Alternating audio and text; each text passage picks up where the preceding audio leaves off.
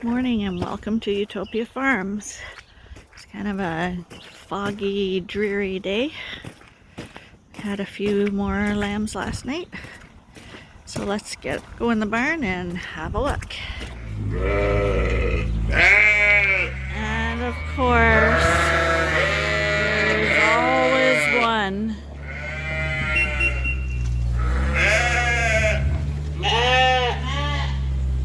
Oh, he went back. This is feeding a bale of hay. We use the skid steer to put the round bale at the end of the trough. These are wet bales. It'd be about 40% moisture. They're alfalfa grass mix. Katie always goes on top of the bale to supervise. In this barn we have white on one side, black on the other. These would be the Dorsets and the Suffolks on the other side. We still have to set up the big creep area on this side. Maybe we'll do it today. But we do have to go to town, so I don't know if we're going to have time. But we're going to do like we did on this side, which is much nicer to have all the lambs in one big creep area at the front. It's easy to access, easy to feed. This barn looks pretty full right now. That's why we don't put more than 30 ewes per quarter, because once the lambs start growing, any more than that and it's way too overcrowded. I was watching last night. I think we have more white lambs in here in that group than black ones in this group.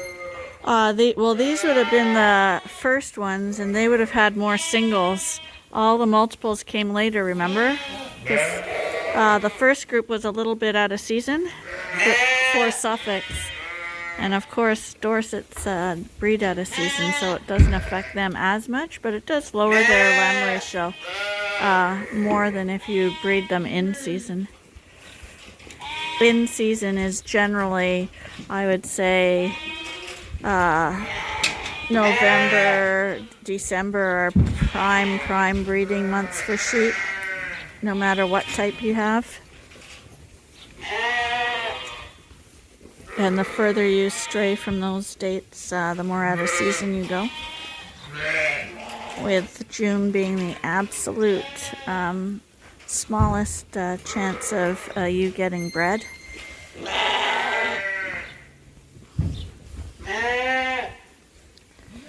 In nature, they don't want you to have lambs born in the winter, because the chance of surviving in the winter would be extremely small. So nature has designed it so that ideally animals have babies in the spring when the grass is lush. So lush means that they will be producing more milk. The lambs will be getting better nutrition, the ewes will be, and it's warmer, so that there's a higher chance of survival. So that's why most sheep breed easily for spring lambs. And when you go out of that, and when you have winter lambs like we do, that's really pushing it. They don't naturally want to do that. But humans have tampered with some of the breeds to the point where some of them will go all year round, such as the Dorsets and Rideaus and Dorpers. There's a few other breeds, but most don't want to do that.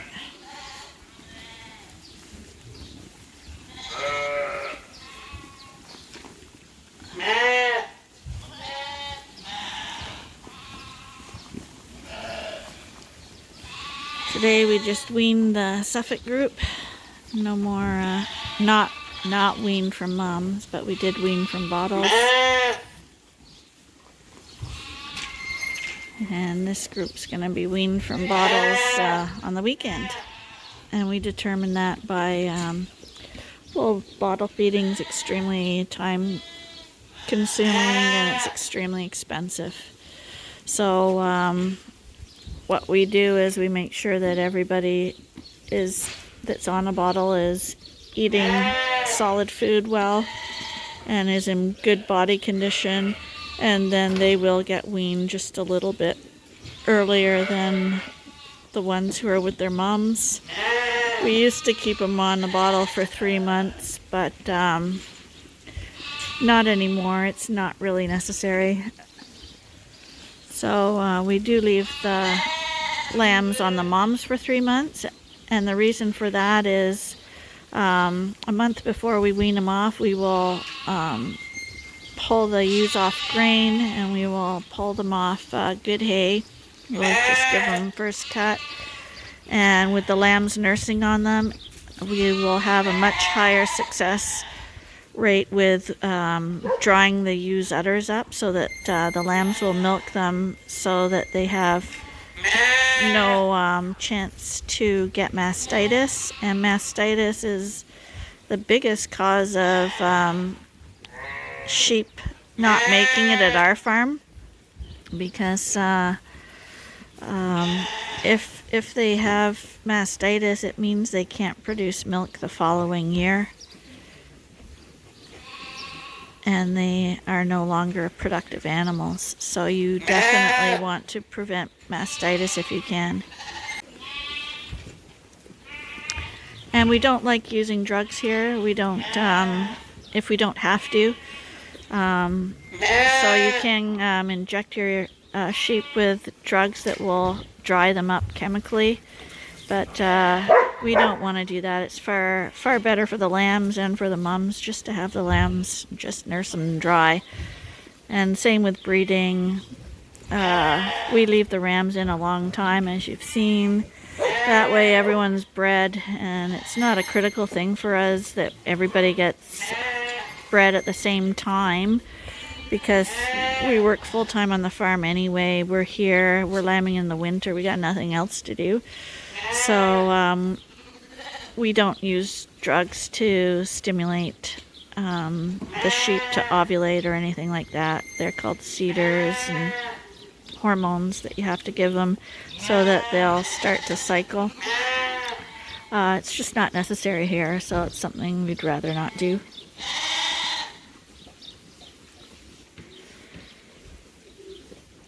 So in this ewe eating off this bale, we've got 120 ewes, and we've got about 200 lambs.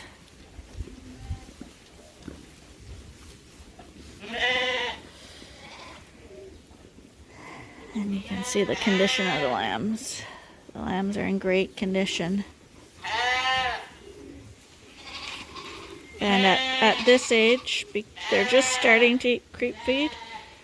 But you know you got good ewes when you got lambs in this kind of condition, because all the weight gain and growth at this age is attributed to the mothers producing good milk. Suffolks people don't really talk about Suffolks and being good moms. They always talk about them being terminal breeds.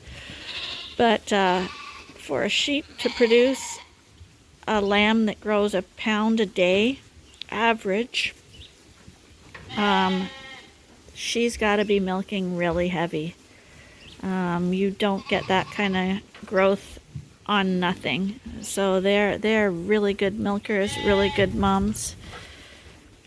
And really, because the lambs are sucking so much from them, we have rare to have udder issues with the Suffolks. We have way more udder issues with the Dorsets. They have a higher fat content milk, and I don't know if that has anything to do with it, or if it's the smaller lambs don't drink as much. That doesn't really make sense. I don't know, but we do have, if we gotta watch, it will be the Dorsets. We gotta watch much more carefully. This gives you an idea of the size of our lambs. There's Katie, our border collie.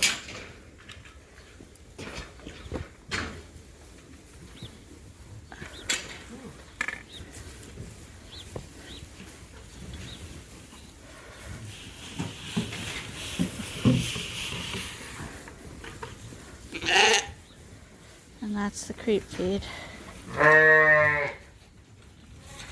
Hunchy's gonna show how it's eaten. Hey, Hunchy. It's cracked corn and whole corn and barley and soybeans.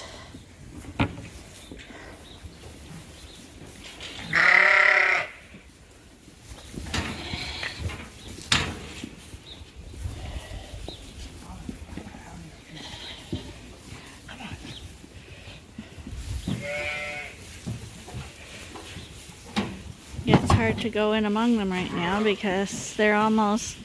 I imagine some people have ewes that are the size of these lambs.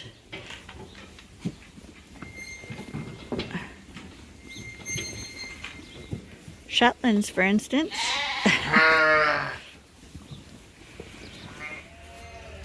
So this is the back creep area.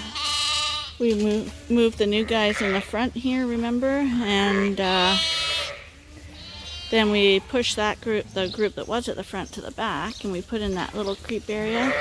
But we just are putting a little platform now for them to stand on. I don't really think they need it. I think everyone here is plenty big enough to reach, but Arnie seems to think some might need a platform.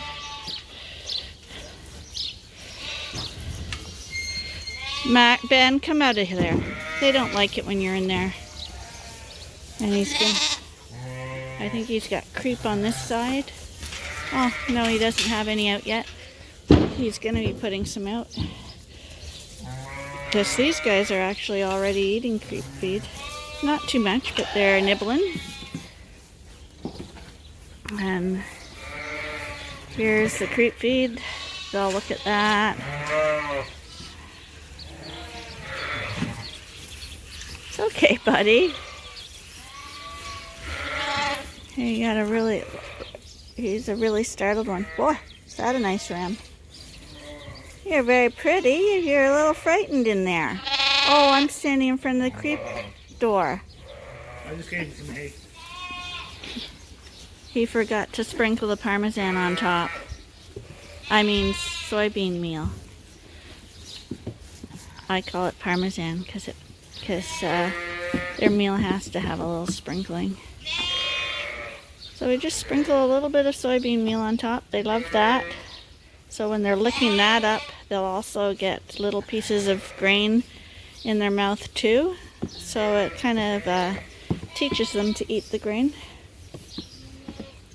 But already there's, we got 2, 3, 5 already in here. Yep.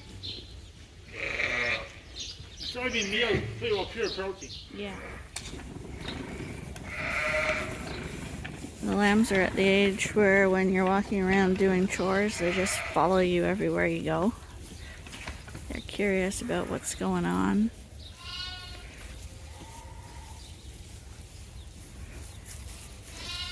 Did you ever have sheep before you met me? You're a sheep person, honey. What did you have before? Dairy cows. And what else did you have when you were a kid? Guinea pigs. Actually, I was going to say pigs, and then when you talked about the pigs, I was going to say, what about your guinea pigs? I had to say we had pigs when when I was younger. And I have to admit, the pigs were extremely satisfying. Wow. They were extremely unique, the way they lived and operated, and the way every little piglet had their own teat, and the mother would not tolerate someone else in that teat. It's actually pretty amazing. And what was the name of the big sow that you used to have? Arnold. Arnold. Did they name it after you? No, it was Green Acres. That's right. You know how funny that is? You want to tape this? You go ahead. I am taping it. From a child, and people are superstitious, see? So we had these pigs, and they were dying at 100 pounds. and we didn't know why they were dying. And some old farmer said they have to bleed. Bleed? I'm just a child, okay? So my father took the last one and cut his tail off and half his ears off to make the pig bleed. He actually lived, and that pig became Arnold, and that pig spent the rest of his life on the farm. But the point of it is people were kind of superstitious, I guess, with diseases and stuff, and I couldn't understand that, but I was a child, so Arnold stayed here for years to the end of her life, having little pigs. So. But the name came from the show Green Acres, and you have to be really, really, really old to remember that show. You remember that, where the lady had the diamond rings and the guy was a farmer, and it was Green Acres is that place to be. I kind of like the idea about the lady with the diamonds and the guy working on the farm. Oh, you remember her? What's Yeah. her name, John? Eva Gabor. Look at that sheep. Is that sheep? That sheep looks huge to be nursing. But these are actually the young guys. Look at how much these guys have grown. Yeah, you can't take it away from the breed. The breed grows so fast. Oh, Honestly, yeah. a pound a day. And we were just talking about that guy getting humped there. That's a ram too, and that would be a cross. And for a breeding ram, he's probably the best one in this group. He's got fantastic posture and fantastic muscle growth. And some people will come in here and choose him because this is what is going to put meat on your lambs. But we have other people who say, no, don't want rams like that. I want really fine, thin-boned rams, small bodies, because I don't want any birthing problems. But if you're in the meat industry, which 99.9% of all sheep farmers are, you got to be looking at the meat. If you're popping out little tiny lambs, you're basically feeding a dead horse. Like you don't make money on little sheep. You make money on sheep that look like this little girl. Is she pretty? Look at her, Arnie. She's a stocky thing too.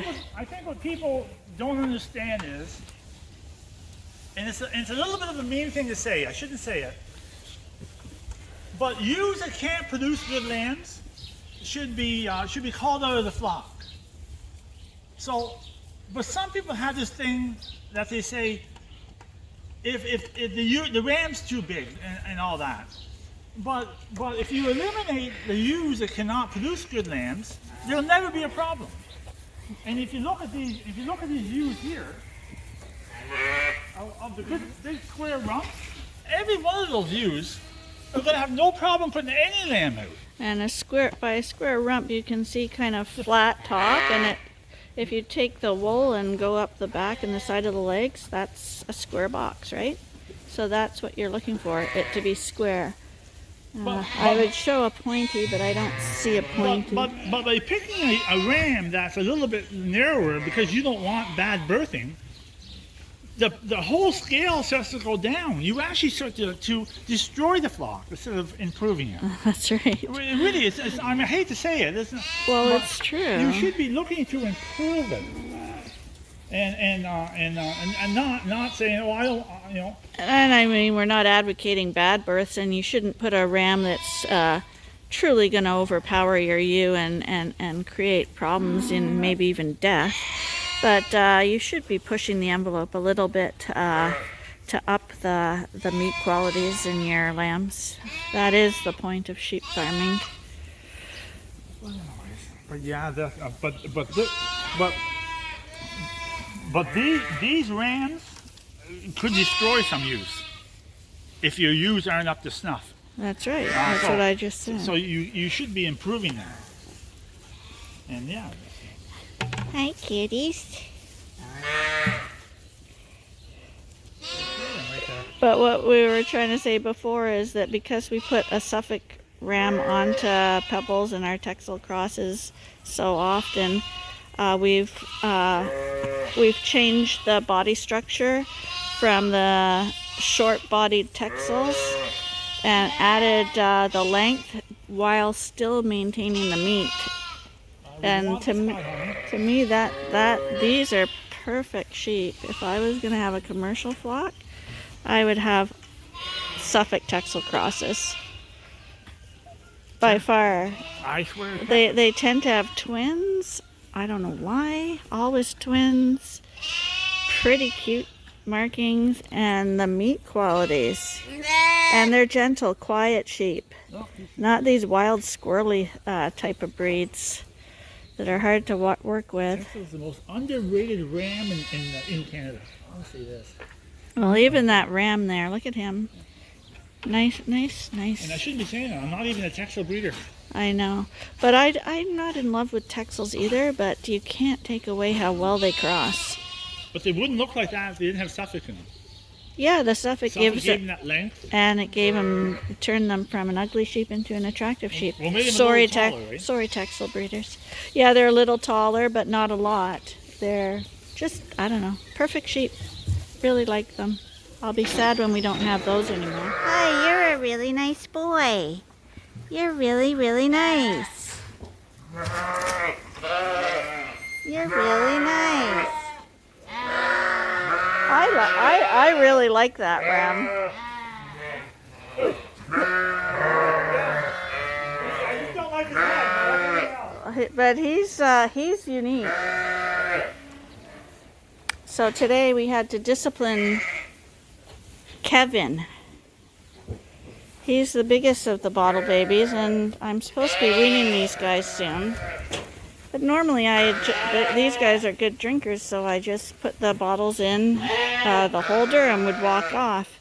Today I was standing there, and every time someone came to drink a bottle, like Annie or Karen here or Crookie, Kevin would run down the line and knock every single lamb off the bottles so that he had the whole bottle feeder with 8 bottles all to himself.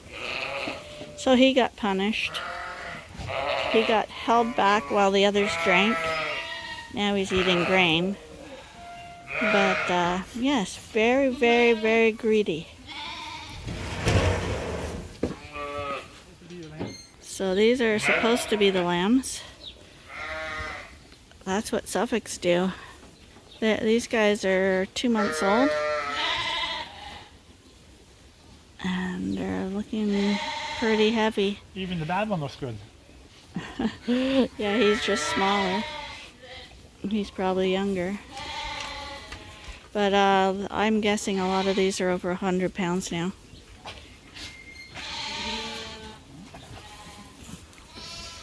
And that means we gotta sort them. Oh, who's this little guy? There's a little keeper, honey. That's number 3, isn't it? Number 3. 3 is really nice too. You don't have to come in here.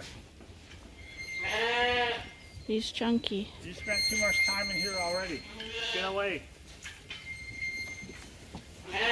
Honestly, you couldn't eat more spread than that in the front feet. That's got to be 10 inches.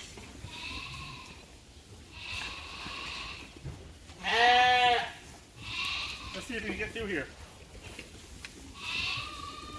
There you go. That's why they have rollers. No, he's a nice one. Him and number 2 are, you'd think they were brothers.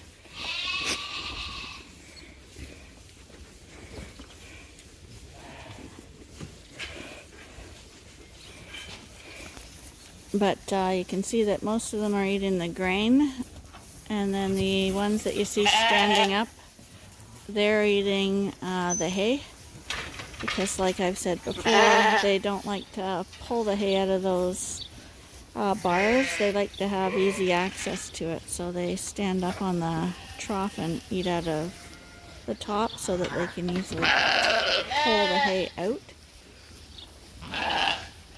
And you do want sheep to be able to pull it out easily.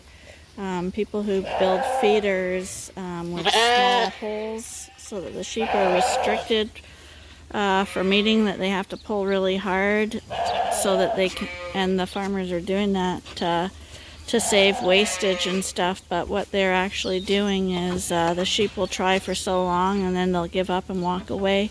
So you're going to lose your rate of gains on your lambs, and your sheep are never going to be as in good condition.